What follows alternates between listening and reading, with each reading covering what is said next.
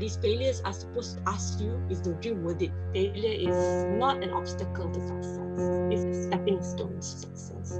I was scared of failing. I thought like when you fail, it's the end of the world. But now, after failing one big one, I believe this is meant for me to make me stronger. And this challenge is just the first among many, and so that I know how to deal with failures.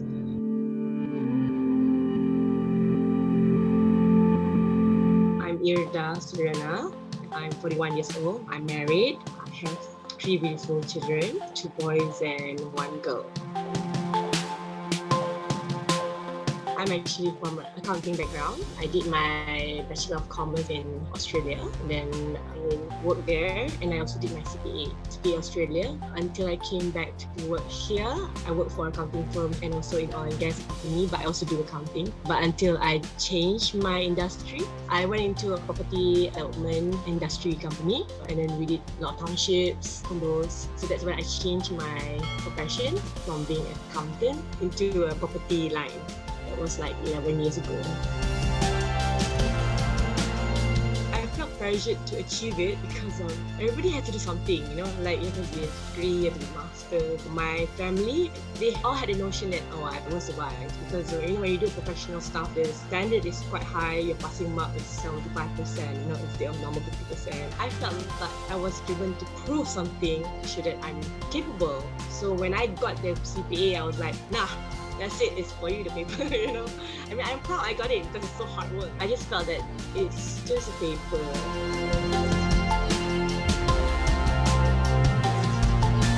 I'm glad my parents, they were like, okay lah, she got her qualification, let's see what else she can do.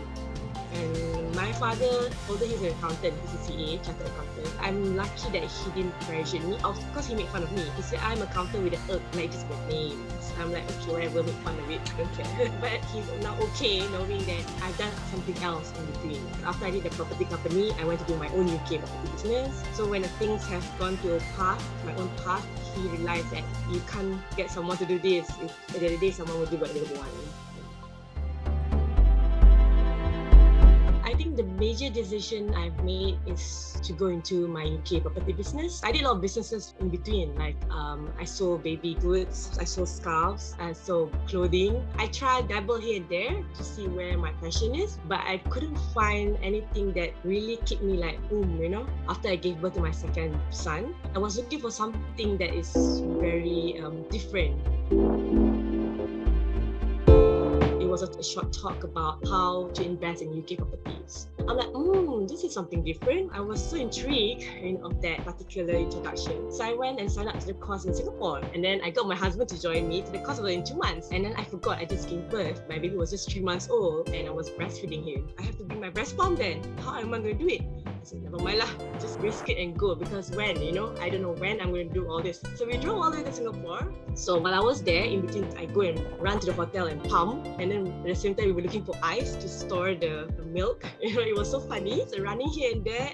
And then we met amazing people. And then we networked. And then we learned a lot about property, like basic stuff. And that's where I realized that, I want to do something different in life. And I think this is it. They gave us this choice to join this mentorship. It's a very super expensive class because I'm doing £1 in UK. And it's 200,000 ringgit when you convert it. And I was like, alamak, I know that I had credit card debts. How am I going to, conjure that kind of money to go to that kind of course? But I was so eager to go to do all that because I thought like, when else? What I have now, it's okay lah. It's just not fire enough. I just signed up for the class, for the mentorship. And I said, I'll think about the money later. I was so crazy. Then I came back and talked to my dad. Any chance he can help me out with the money or whatever,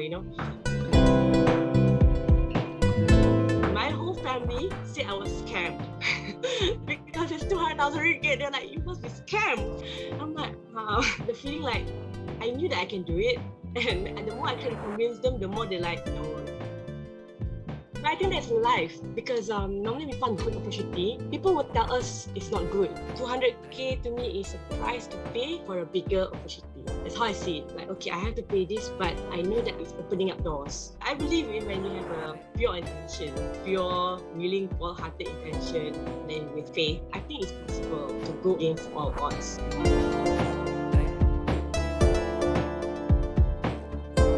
said, okay, I'm going to sign up. By hook by crook, I'm going to find the money. I don't know how I did it. I managed to find the money somehow. When my son was almost 1 year old, we went to UK. I have enough money to bring my mother-in-law, and then my sister-in-law also followed, and then I bring the whole gang, even the children. So it materialized. I think that what drive me was like I was crazy enough, and my why was so deep that I said that I'm gonna put my foot down. I want to do something different, and I believe in myself. During the beginning, it was not easy, of course, with all the doubts, expectations. But you feel that you're capable. You actually can do it. You can do it. You just have to do it. So I never thought I can do business in UK. Until today, so I'm like, oh yeah, I did it. So I did make the impossible possible. That's one of my biggest moments of my life.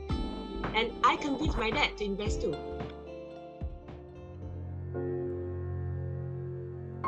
It was a project of purchasing property that worth 1.8 million ringgit. It was a JV with an investor and also a financing. The investor was supposed to bring the money, 600,000 cash. So I was supposed to bring the balance through financing. And then COVID came. We were so close to signing the papers. And then my investor pulled out. And I didn't know how to save it. I had to find 600,000 cash in 1 week to save the deal. I was distraught. I don't know where else to find the money. And to find another investor at COVID time. That time we were locked down. And then I felt like pressured a lot because I couldn't figure out how to get to it. I feel like a failure because I couldn't see the deal. It was a beautiful property. It was a bank converted to a 4-property unit. Downstairs, they converted into a restaurant, steakhouse, and bar. Upstairs are all flats. And it was generating a very good income. It was very impressive. I felt that it can do good money for me and also for my investor.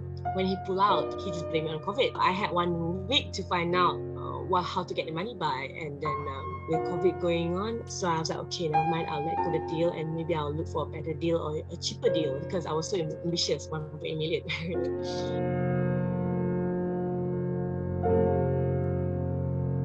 I didn't realize that the effect of letting go the deal. I felt really incapable because usually I have a lot of plans, like I said, I have plan A, plan B, plan C. I have, but that time I really COVID took me, I was surprised. I just like, maybe I miscalculated or something. I thought I failed myself. I didn't want to talk about property. I remember during the whole year, my husband asked, what about our properties? I didn't see what I have, because I still have properties running. And I was so engrossed, like I failed, I didn't get the deal. I felt that I lost my self-belief and then I didn't know what else to do. And then I was like, look, it's 5 years already. Am I not worth doing it? And that kind of thing. All this negative stuff come, I was like, oh, this is crazy. And then I tried to do other things like join programs. And then I had groups, network groups. But yet, it didn't pull me out because I was trying to cover, I didn't see what I could be. I cannot see all that. Even I have mentor, but I cannot see. It's like when you're in the darkness, it's very hard until you realize one day, it's like, okay, I got to climb out. So I think it took me a while until I start dealing with myself, and then I start opening up and understand and see other people's point of view. Stop listening to my negative side. I was still in denial at the beginning also because I didn't want to deal with the things that I left behind. So it was my accounts, my taxes, things like that. So that's why I'm facing them up now because I didn't want to face them for last year. So I ended up, getting them all back together like, oh shit. I was picking myself up, and it's a lot of strength and it's a lot of belief and a lot of support. I have support and I'm glad that I actually took the support that I had because last year I had support I didn't want to. Like people give you support like I don't want because you're so darkness. But this year I told myself I need assistance. I need to get out of this hole. I need to work it out, and I took whatever support I have. I accept defeat. Because I accepted defeat, I accepted my failure. That's when I can move on. Until I accept that, I cannot move on. So when I accept that failure, I said, okay, I failed, so what? Because before when people say I fail, I'm like, oh, I just don't talk about it. But when I accept that I failed, okay, I screw up, I said, okay, what can I do to fix it? That's when I slowly realized, okay, it's not the end of the world. I face the shit. And then when I face the shit, I slowly pick up myself, do small thing at a time, do the right thing, small thing at a time. It's not easy because I had to face the accounts, the taxes, overloaded bills, and then, oh my God, I just do a small thing at a time and then look at what else that you have so that you can work towards that. So that's what I did. I did one small thing, 15 minutes, 15 minutes, 15 minutes until I get momentum. And then every time I do 15 minutes, I celebrate. I have a pebble jar. I put little colorful stone inside, and then the jar become more and more and more. So I find ways to celebrate, to create that momentum. And then from 15 minutes, it gets better and better. I slowly bring back my confidence. From the one to talk about property, I start, okay, let's go back to classes, talk a bit about what else can I do. So now I'm learning property marketing. So sometimes we need a little push, but not too high. You know, when you are in that darkness, you cannot see the picture. You just want to see you can survive the next step. I love learning and growth, and I want to live a life where I empower others.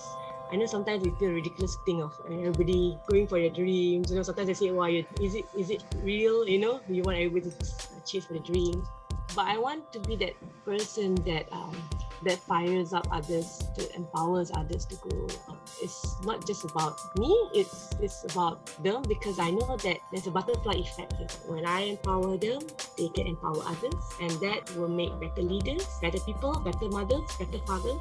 And that kind of empowered people create a better community that live in a life where we support one another. So that's how I want to be there.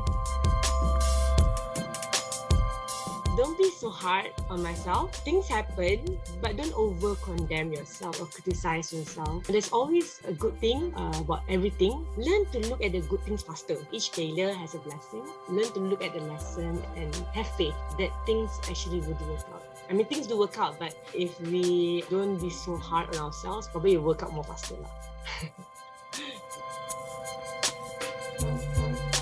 My property business, although I don't go to UK yet, but I'm still doing some shopping, doing my due diligence, checking on properties online. Besides of the UK property, I also do the distribution of sugarcane. My husband, he manufactures the sugarcane and I distribute it. The demand is okay, but I need to find a new channel, a new way to get to my customers. And then after that, focus more on being around the kids, more happy times. Yeah, more on focusing on executing what I've learned. Yeah, I think it's a lot of work, but I try not to overwhelm myself. When you feel like you're already overwhelmed, you go back to the beginning, 15 minutes. So just start with small steps. You know, my sugarcane distribution business, I was so focused on distributing sugarcane only. But because last bulan puasa, I also do distribution for frozen beef, frozen lamb. I realized that, why am I stopping there? I could have more stuff. When I've widened my perspective, I see a bigger goal to go to. Maybe in the future, frozen shop will be a good idea. And maybe I can help others who want to sell their frozen food, frozen drink. Like other people like my husband from kampung, you know, they have drinks they want to sell. So maybe making myself like a distribution company instead of just for sugarcane. And then for my UK, of course, I want to start property shopping and I want to start probably more things with development. I always wanted to do development. Development is like they are old buildings, maybe church or something that's not used anymore, and then they do some development, they make it cantik, make it into a residential place and sell the units. I mean, that's the future lah, that I see myself doing it. I mean, me and investors, and then maybe sell to Malaysians or whoever want to buy and have income. Because I believe there are many others here that want to invest in the UK that they don't know how. There's a lot more I can do with my network and what I know than whoever wants to invest in UK, they can have a chance to invest in UK. So instead of going through what I did lah. And then, yeah, another thing is I want to bring my children to UK to study there. I like the idea of going there, being around there a couple months, then come back, that kind of thing. So yeah, so future, hoping my children will study there. So then I got excuse like, I'll go visit my children.